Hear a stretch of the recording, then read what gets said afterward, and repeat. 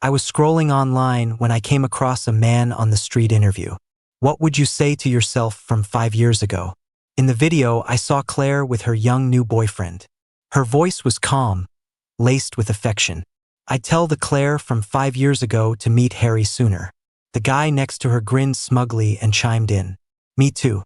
Commenters went wild, saying how perfect they were and sending their best wishes. No one knew that 5 years ago was my wedding day with Claire. Even she had forgotten, until a week later. The same influencer posted another street interview. In this one, I was looking straight at the camera, saying seriously, if I could, I'd tell my past self, Leo, don't marry Claire. You'll regret it. This time, Claire saw the video. It was a normal afternoon when I agreed to the divorce. I called Claire's number, but Harry picked up. Hello? I'm looking for Claire. She's in the shower. Anything you need to say, you can just tell me.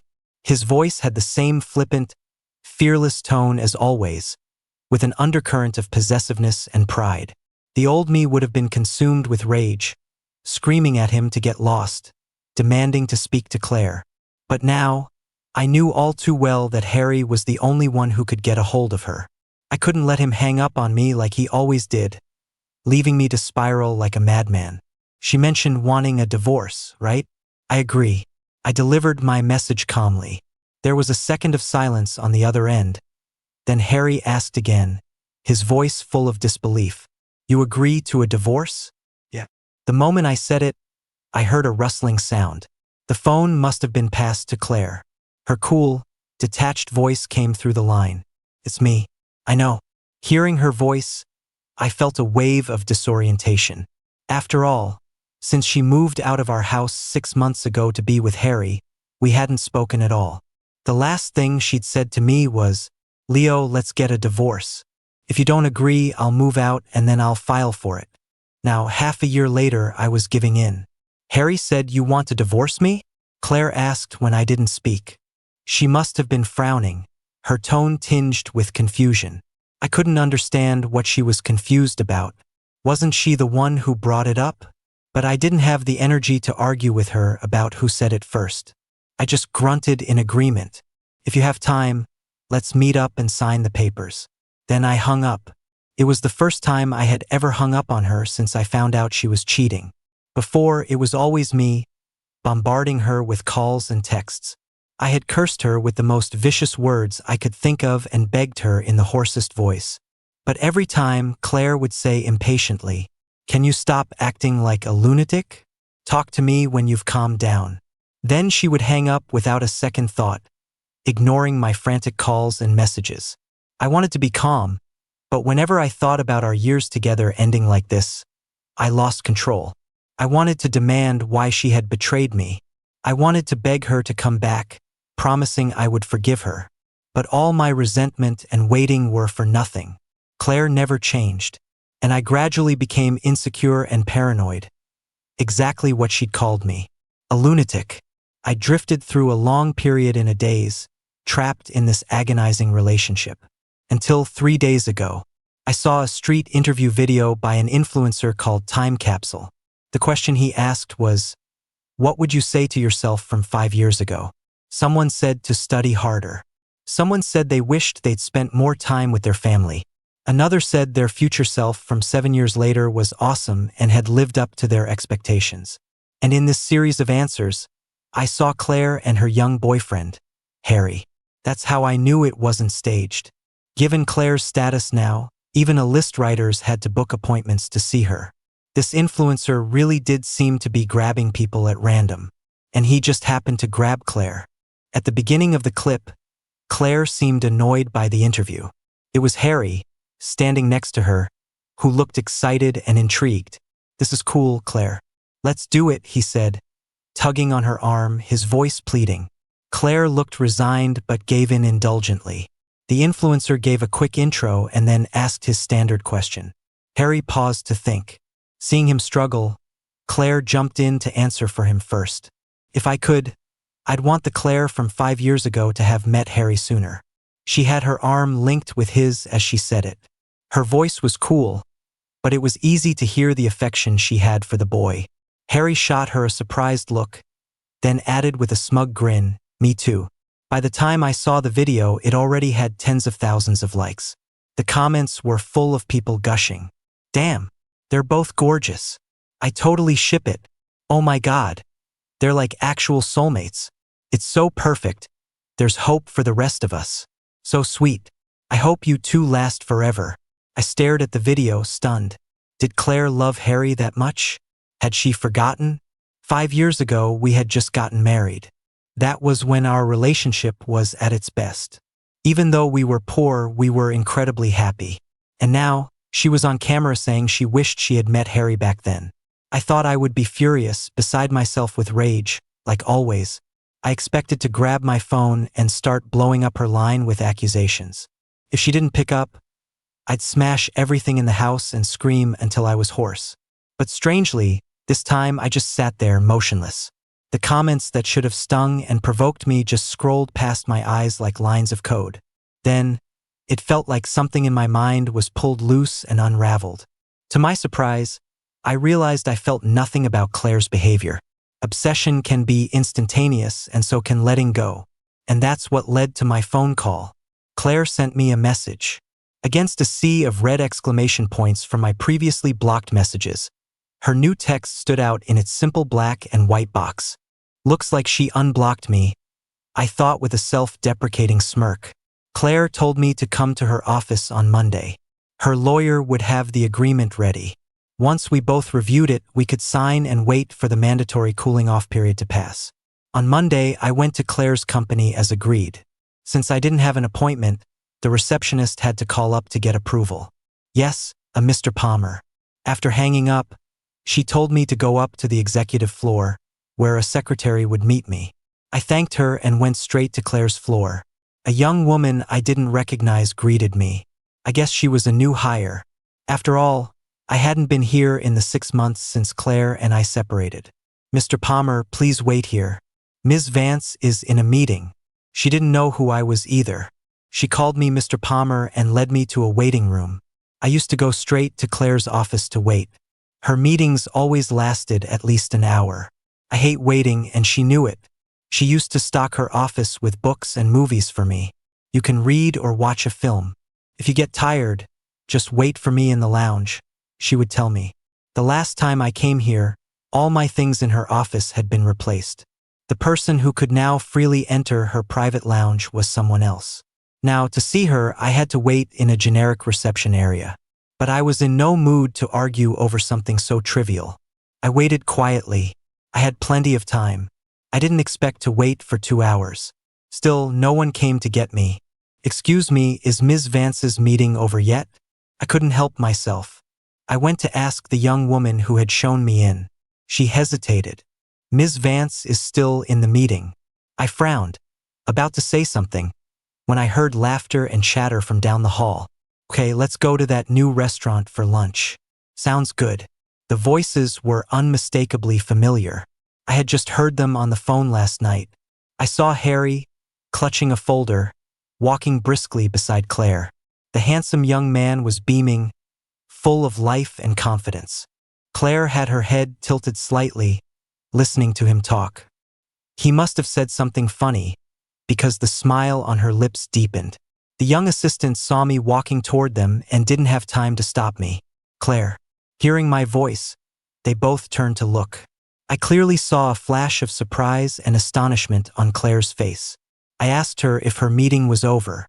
If it was, we needed to talk about our situation. "I got here at 10. I've been waiting for 2 hours. "Who told you I was in a meeting?" she asked back, frowning. I was taken aback and looked at her. The confusion in her eyes seemed genuine. We both figured it out at the same time. I didn't say anything. Claire's gaze swept across the office, heavy and serious. The employees all lowered their heads, not daring to speak. The young woman who had led me to the waiting room shrank back, her head bowed. But just before she did, she shot a quick glance at Harry. Of course, the only person in this office who could pull a stunt like that, throwing their weight around, was Harry. I forgot to tell everyone the meeting was canceled. It wasn't on purpose. "I'm sorry, Ms. Vance," Harry said. biting his lip and looking up at Claire with an innocent expression. She had always been lenient with him. So this time, too, she just let it go with a single sentence. Commune. She looked at me, brushing the incident aside. As I walked past Harry, I saw the pride and defiance in his eyes. Sit, Claire said, gesturing to a chair as if I were just any other guest. She looked at me with an unreadable expression. I felt uncomfortable and looked away. Where's the agreement? Claire pushed the divorce papers across her desk toward me. As I read through them, her eyes never left my face. We've been together for so many years. I won't be cheap. You can have the car or the house, take your pick. If you have any other requests, you can make them now. Was this supposed to be compensation? The thought flickered through my mind but didn't slow me down. The settlement Claire offered was more money than I could spend in several lifetimes. She had always been generous and never stingy about these things. This is fine, but I'll take the house I'm living in now, I said. I quickly picked up a pen, signed the document, and handed it to her. Claire seemed to have more to say. I saw her lips part, then close again as I moved. She stared at the papers I was holding out, as if she couldn't believe the whole thing had taken less than 5 minutes. I stood up. There's a 1-month waiting period. I'll contact you in a month. I turned to leave. Leo, is there something else? Don't you have anything you want to say to me? Claire asked, her brow furrowed slightly. Her eyes were filled with disbelief, her tone a probing question. I looked at her, confused, but saw that she was serious. I thought for a moment, then asked in earnest, at this point, you don't actually expect me to wish you and Harry a lifetime of happiness, do you? I may have let go, but I wasn't that magnanimous. The woman in front of me was speechless. Claire's gaze was like a deep, dark pool, her emotions unreadable. Just as my hand touched the doorknob, I heard her voice again. Leo, in the end, I'm the one who wronged you. I'll continue to cover your mother's medical expenses. At the mention of my mom, I froze. If there was one person who didn't want Claire and me to divorce, it was my mom. Claire and I started out together when we were 17. In the hardest of times, we would split a single box of takeout, and she would always pick out all the meat for me. In the dead of winter, she'd do delivery gigs on a scooter to save up money. She never spent any of it on herself, but she bought me a ring. It's just a simple band, but one day, I'll trade it for a diamond-studded watch. We once lived together in a tiny basement apartment that was only a few dozen square feet. There was no heat in the winter, so we just held each other tight to stay warm. In the summer, it was so hot that Claire would drag me out to sleep in the park. My mom saw all of it. She felt for me and sold everything she owned to help Claire start her business. When Claire earned her first real money, she bought a huge downtown condo with 24/7 climate control. In front of my mom, she swore she would treat me well for the rest of her life. My mom was moved to tears, and all she said was, "You two have to be good to each other." I too was once full of hope, believing we had a bright future ahead. But in just 2 or 3 short years, everything had changed. Claire cheated. My mom got cancer. Her treatment cost tens of thousands of dollars a year. If it weren't for Claire's support, I would have lost her long ago. But now, you don't have to worry about it anymore. Thanks, I said, ending the meeting with a polite, distant tone and walked out the door. As I left Claire's office building, I heard Harry's voice behind me. Mr. Palmer. He walked up to me, making a show of adjusting his tie. Thank you for letting us be together, for letting Claire go. I saw the bright, triumphant smile on his face and in his eyes. He looked like a victor gloating over his spoils. Don't mention it. I just hope you don't end up like me, I said with a faint smile, a small warning from someone who's been there. The smile on Harry's face faltered for a second but quickly returned. How could I end up like you? You've seen how Claire feels about me, haven't you? This was clearly one of the victories Harry used to taunt me, and he was obviously very pleased with it. His smile deepened. I looked at him and didn't forget to add, "Then I guess you've forgotten what I did that day? If you can't remember, I don't mind helping you relive it." The color drained from Harry's face. I knew he hadn't forgotten. That night, I had stormed into the private room in a blind rage, dragged Harry out of Claire's arms, and, before anyone could react, slapped him twice hard. Then I grabbed him and slammed him down onto the coffee table covered in drinks. Is this funny? My fury boiling over, I smashed a wine bottle. Amid the shattering glass, Harry screamed in terror. I held the jagged edge just above his cheek, letting him tremble and shake with fear. No one in the room dared to breathe. In the end, it was Claire who stopped me. She rushed forward, put herself between us, and pushed me aside. Harry, his face pale, hid behind her, looking weak and innocent. Claire, save me. Rage flared in Claire's eyes. She raised her hand to strike me, but it froze when she saw the raw hatred in my bloodshot eyes. Claire, you don't have the guts to hit me, do you? I did. In the split second she hesitated, I swung my hand and slapped her across the face. I used nearly all my strength. After, my hand wouldn't stop shaking. That was the beginning of the end for us. After that day, Claire asked for a divorce, moved out of our home, and moved in with Harry. Harry didn't dare provoke me. He knew I was truly unhinged when pushed too far. He shot me a resentful glare. Let's see how arrogant you are after Claire divorces you. That's none of your business, I shot back, then turned and walked away. Back home, I started packing. Even though I was keeping the house, I had no intention of staying long. Thinking back on the years Claire and I spent torturing each other, I had been so lost in it all. Now, everything in this house just made me feel how broken things had become. I listed the house for sale as quickly as possible and started looking at flights. Claire had given me so much money, I figured I should spend it.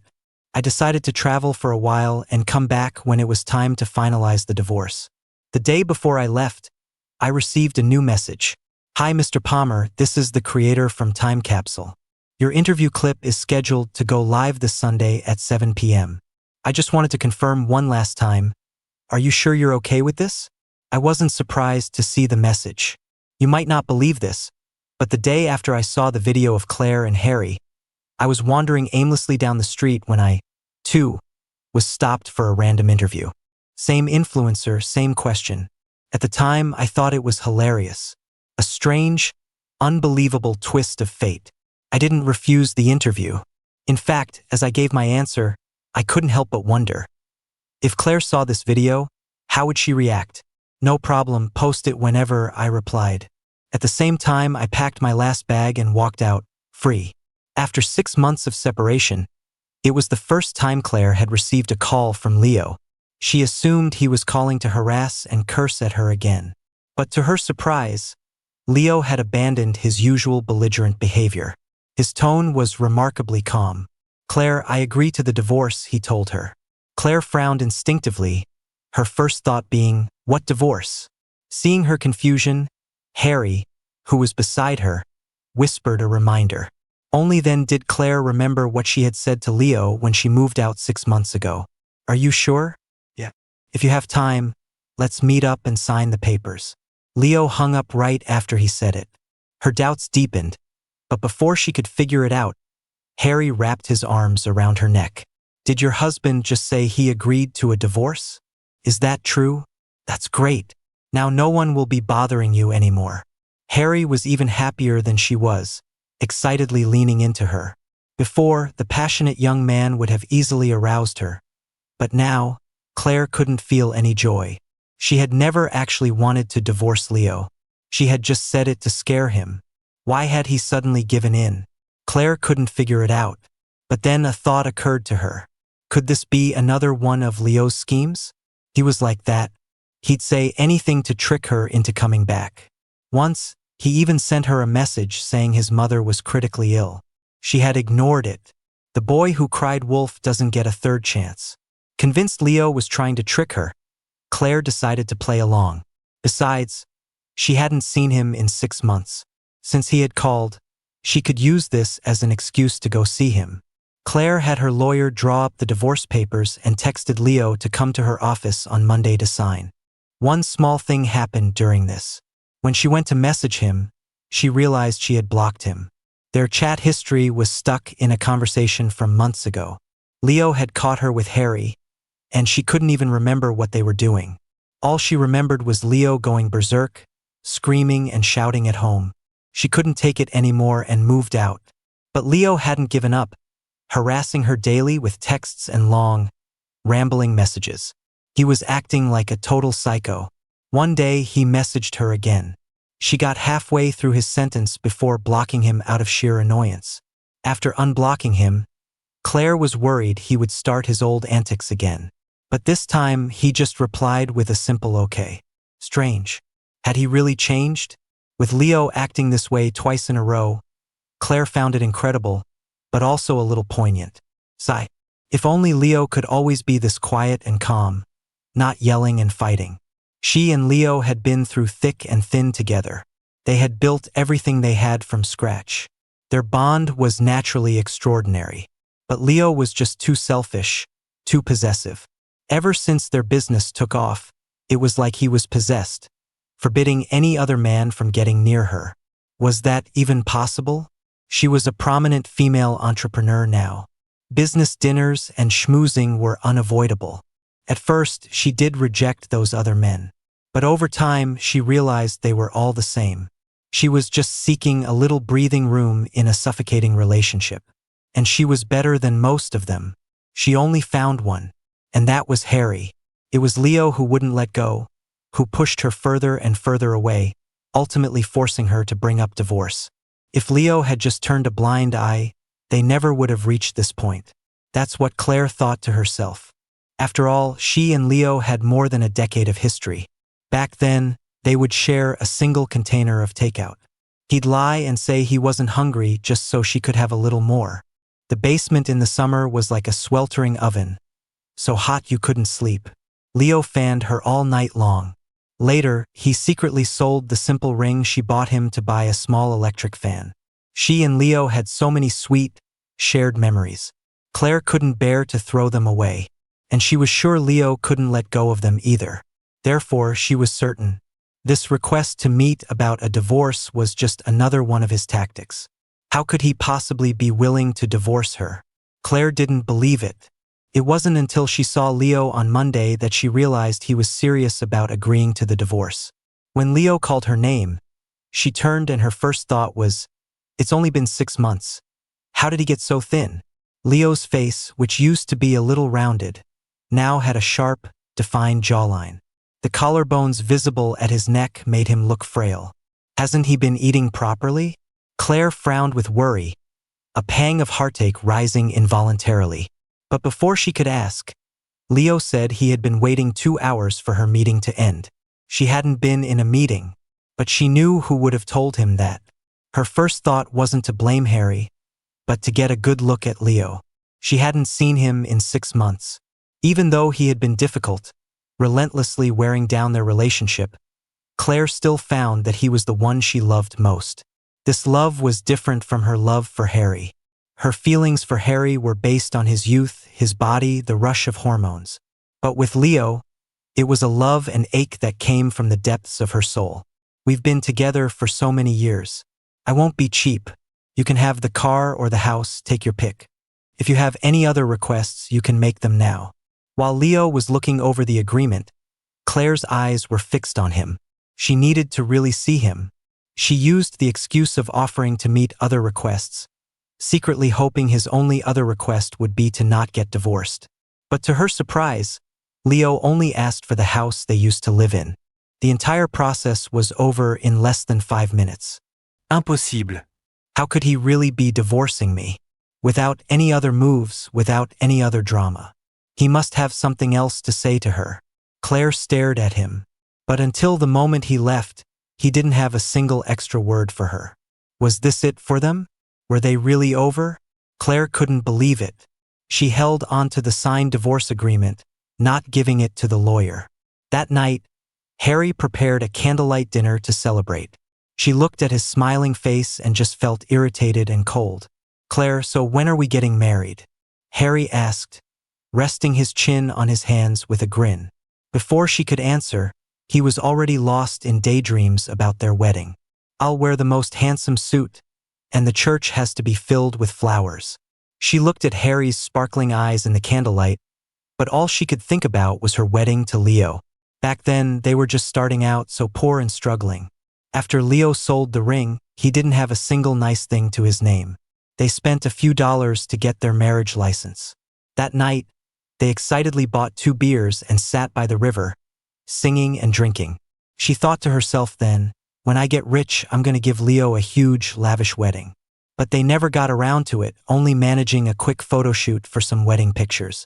She had squeezed it in during a 30-minute break from work. "We'll see," she said, suddenly losing all interest and cutting Harry off. Harry's expression froze, his smile slowly fading as he stared at her. Feeling agitated, Claire called her best friend and asked her to go out for drinks. "Claire, why didn't you bring your boy toy?" someone asked, confused. Since there was a Leo at home, they all called Harry her boy toy. Claire didn't want to answer. Someone sidled up next to her, grinning. "Claire, look what I found. It's you and your boy toy. You guys are trending." Through her blurry vision, Claire saw the phone screen with her and Harry's faces. "Me? I wish the Claire from 5 years ago had met Harry sooner," she heard herself say in the video. What the hell was this? 5 years ago was her wedding day with Leo. They were so in love. Why would she ever have wanted to meet Harry? Claire quickly remembered. It was from a day she took Harry out shopping and they ran into a street interviewer. She had just said it offhandedly. But the video already had over 100,000 likes and was #1 on the local trending list. If that was the case, wouldn't Leo see it? No, she couldn't let him see it. He would be so angry. Claire's hands trembled as she reached for the phone. Who posted this? Tell them to take it down. Now. Her shout startled everyone. The person who showed her the video fumbled to contact the creator. But when they clicked on the influencer's profile, they froze. "Claire," he posted another one. The voice was hesitant and careful. "It's your husband. I only found out my video had gone viral after I got back." The time capsule creator messaged me, saying he never expected it to get so much attention and have such a big impact. He thanked me and asked if he could interview me again. I didn't reply. I opened my phone and saw it being shared by a clickbait account. "Karma comes for cheaters. OMG, it's happening again." Another viral relationship drama. The account's signature narrator voice dramatically recounted the whole story. Last Sunday at 7 p.m., the influencer time capsule posted his latest street interview. On a busy street, he randomly stopped a passerby. "Sir, if you had the chance to talk to yourself from 5 years ago, what would you say?" In the video, the random passerby, looked directly into the camera, my voice flat. "If I had the chance, I'd tell my past self, Leo, don't marry Claire. You'll regret it." The video immediately sparked a massive debate online. "Claire? Why does that name sound so familiar?" "I know, right? I feel like I've heard it somewhere. Did you guys forget? The couple the creator interviewed last time, I think the woman was named Claire." After a brief moment of confusion, internet sleuths, smelling gossip, dug up the connection between me and Claire. Once it was confirmed that the Claire I mentioned was the same one who wished she had met Harry 5 years earlier, the internet exploded. "Holy shit, it's the same person. This is so dramatic. WTF. I thought they were this pure love couple. Turns out it's a cheating skank and the other man. Met him sooner? Why don't you go die sooner? Did you even think about your husband when you said that? Poor guy. He's the real victim here." Now, the comments under her video were filled with attacks and insults. As for me, while it wasn't as intense, my phone was blowing up with messages and calls. Besides the people wanting a front row seat to the drama, there were also mutual friends of mine and Claire's. I ignored them all. The only thing that surprised me was that among the flood of messages and calls, there wasn't a single one from Claire. Strange. I had just publicly blindsided her, and she hadn't made a move.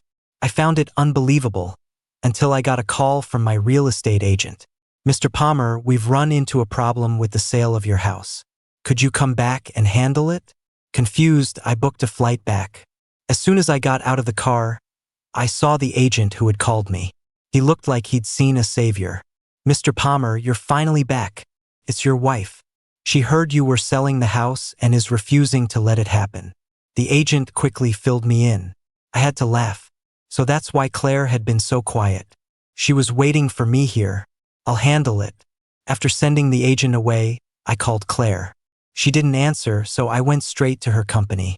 Unlike last time, the receptionist didn't even ask, just waved me upstairs. And the young assistant from before was now bowing respectfully as she escorted me to Claire's office door. "Ms. Vance is waiting for you inside." I glanced at her, but my gaze wasn't really on her. It passed over her to Harry, who was standing in a corner. He seemed to have been demoted. I remembered from my last few visits that his desk was the closest one to Claire's office. When Harry saw me, he couldn't hide the fury and resentment in his eyes. If looks could kill, I have no doubt I'd be covered in burn holes. I ignored him and pushed the door open. The moment I saw the office layout, I felt a flicker of disorientation. All traces of Harry had been scrubbed clean. The room suddenly looked like it did in the very beginning. Claire was sitting in the large chair behind her desk. Framed by the massive floor-to-ceiling window, her slender figure looked tired and defeated. She seemed utterly alone. Well, of course. The recent scandal had caused her company's stock to drop several points. It would be strange if she wasn't stressed. But what did that have to do with me? "If I remember correctly, you agreed to give me this house," I said, walking straight toward her and cutting to the chase. Hearing my voice, Claire looked up, her gaze deep and intense. "Leo, what did you mean by regret?" Her question was completely off topic and left me baffled. But I quickly understood. She was asking about what I said in the video. When the interviewer asked me what I would say to my 5-year-ago self, my answer was, "Leo, don't marry Claire. You'll regret it." And 5 years ago, when we got our marriage license, she had asked me with tears in her eyes, "Leo, you've suffered so much by marrying me. Do you regret it?" My answer then was, "Never." And now Claire was asking me what my regret meant. "You don't understand?" I couldn't help but find it ridiculous. My voice calm but sharp. Stung by the mockery on my face, Claire's complexion turned deathly pale. She rose from her chair and walked toward me, each step seeming to take a monumental effort. "But I never regretted it. Leo, I never regretted marrying you." "How could you regret it? You used to say you'd never regret it." Her eyes were red, just like they were 5 years ago. But this time I wasn't going to soften. "You said it yourself. That was the past. People change, don't they?" That was a lesson Claire herself had taught me. Now that the boomerang had come back to hit her, why couldn't she accept it? Claire looked at me, her eyes filled with hurt. She seemed to be searching for something in my expression. Finding nothing, she averted her trembling gaze and asked again, "Leo, you're doing all of this because you're still angry, right? You still have feelings for me, so you're saying these things on purpose. You still love me, right?" She asked, "Right?" Twice, her eyes pleading as she watched my face for any reaction. But I remained perfectly calm. In fact, her questions just made me frown. "Love? What's that?" We were two people who had already signed divorce papers. What love could possibly be left? Oh, I used to love Claire. But didn't she throw that away herself? My eyes were filled with scorn. "I didn't. Leo, I didn't. I love you."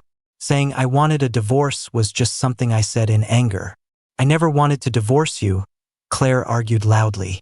She suddenly wrapped her arms around me in a tight hug, repeating it over and over. She was desperate for a response from me. After all, every hug we used to share was powerful and mutual. But ever since she got with Harry, I couldn't even remember the last time we'd hugged. Claire got no response.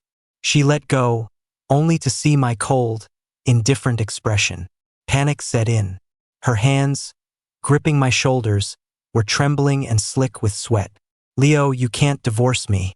If you dare divorce me, you won't get a single penny. And your mother, I won't give the hospital another cent. She'll die." Claire threatened me. She tried to sound fierce and cold, but the tremor in her voice betrayed her panic. I looked up, my gaze calm and cool, straight into her eyes. "Claire, you didn't know, did you? My mother passed away. During our separation, I sent you a message. You blocked me before I could even finish typing. Claire, your threats mean nothing to me. If I cared about money, I would have never been with you when you had nothing." But I was still filled with a deep, bitter resentment. She had forgotten our love. She had forgotten how my mother treated her like her own daughter. Claire hadn't just wronged me, she had wronged my mother. The office was dead silent. I watched as Claire's already pale face turned ashen. The emotions in her eyes seemed to freeze over. Shock, disbelief, utter incomprehension. A complex mix of feelings swirled within them. How could that be? She whispered. I reminded her, you haven't been to see her in 2 years. Of course you wouldn't know. Poor Mom. She was still murmuring my name as she passed. And all I could do was hold back my tears and lie, telling her Claire was busy with work and would come see her as soon as she was done. My mother's death wasn't an accident. She had simply run out of time beyond any medical help. I was the one who signed the papers to stop treatment. I held her hand and watched her slip into a peaceful sleep from which she never woke. I handled all the arrangements myself, calmly. After it was all over, I happened to see that video of Claire and Harry. The truth is, I had wanted to divorce Claire for a long time. I couldn't stand watching myself turn into a madman trapped in a toxic relationship. My mother's death was the final straw. Oh Claire, how could you possibly know? From the day you made your mistake and refused to turn back, the clock had already started ticking down on us. Claire swayed violently, stumbling back a couple of steps, nearly falling. I looked at her and didn't forget to add, if you have any conscience left, just let me go. Being with you now, every minute, every second is suffocating. I left Claire's office. The conversation had not been pleasant. The heavy atmosphere seemed to have seeped out through the cracks in the door. When I came out, everyone was holding their breath, wishing they could disappear into the floor. The only one who dared to make a sound was Harry. Furious, he followed me, catching up in a few steps. Leo, you bastard, are you happy now? What good did destroying Claire do for you? He demanded. His voice filled with indignation and a sense of injustice. His voice was just noise to me. Smack. I slapped him across the face. You idiot. If you had any real game, you would have gotten her to divorce me sooner. Then she wouldn't be branded a cheater and a terrible person. I sneered. Harry clutched his face. I reminded him, and another thing. Show some respect when you talk to me. After all, I'm not divorced from Claire yet. Be careful, or I might just ask her to get back all the money she spent on you. She would never. Given the current situation, you want to test that theory? My specialty was pissing people off without giving them an inch. Harry was furious but speechless, only able to glare at me as I walked away. Without Claire interfering, my house sold quickly. I don't know if it was a coincidence, but the day the house sale closed was the exact day our divorce waiting period ended. After that confrontation with Claire, I had expected her to pull some other stunt to avoid the divorce. To my surprise, she actually showed up at the municipal building. We got our divorce certificates without any trouble. Immediately after, I rushed to the house to sign the sales contract. With 2 major things settled so smoothly, my mood finally lifted. But no sooner had I left than the agent called me again. Mr. Palmer, this might be unprofessional, but I feel like I should tell you something. What is it? Your ex-wife showed up right after you left. She was begging the new owner, the client who just bought my house, to sell it back to her. He refused. Now Claire was harassing him. Annoyed, I drove back to the house. I arrived just in time to see Claire snatching something from a cleaner's hands. The new owner was gone. The agent sighed. Mr. Palmer, you're too late. Your ex-wife was willing to pay triple the price to buy it back. Whatever. The house wasn't mine anymore. If one was willing to sell and the other was willing to pay, it was none of my business. But just then, I saw what Claire had grabbed from the cleaner. It was the wedding portrait we had taken together. Claire. Leo. Claire's eyes lit up when she saw me. Look, I bought the house back. And I'll find all our old things, she said eagerly, showing it to me. But before she could finish, the car key in my hand was already slicing across the photo behind her. Scrape. I tore my own picture out of the frame. Claire's eyes widened in shock, her face turning pale. She looked at me with such pain and sorrow that her eyes instantly reddened, and tears streamed down her face. My expression was cold. I saw the reflection of the scene in the glass of the villa's windows and felt a sudden sense of déjà vu. Of course, it was familiar. Once upon a time, I was the one so humbly begging Claire to come back. And now what goes around comes around. Karma is a bitch. Don't flatter yourself. Claire, this act of yours just disgusts me. Can't you just leave me alone? After that day, my life returned to normal. It was lonely being on my own, but pulling myself out of the past was like a thick bank of clouds parting in an instant, revealing a clear sky. Every day was bright and sunny. A week later, I saw Claire one more time. It was at a bar. After the divorce, she started drinking day and night. Our mutual friends started calling and texting me, trying to get us back together. I blocked every single one of them. Finally, the world was quiet. That chance encounter, Claire was drinking again. Harry suddenly appeared. Claire, he cried, rushing to support the drunken woman. I've been looking everywhere for you. Where have you been? I was so scared, you know? Harry's voice choked with sobs. Don't keep doing this to yourself over that man. He's not worth it. Claire, let's go home. You still have me. Get lost. Claire shoved him away forcefully. He's my husband. He's the only one I want. What am I supposed to do with you? The other man. I don't know which word set Harry off, but he froze in place, his face a mask of disbelief. That was the last time I ever saw either of them. Later, I heard that Claire had fired Harry. Not only that, but she also sued to get back every penny she had ever spent on him. Harry, who never expected Claire to be so ruthless, left town in a bitter rage. 3 months later, I got a call from the police asking me to identify a body. They said a murder had taken place in the villa I used to own. The deceased were my ex-wife and Harry. Claire had no parents, no family. The only person in the world she had a close connection with was me. Hearing the news, I felt a flicker of surprise and a strange sense of resignation. But in the end, I went and handled her final affairs.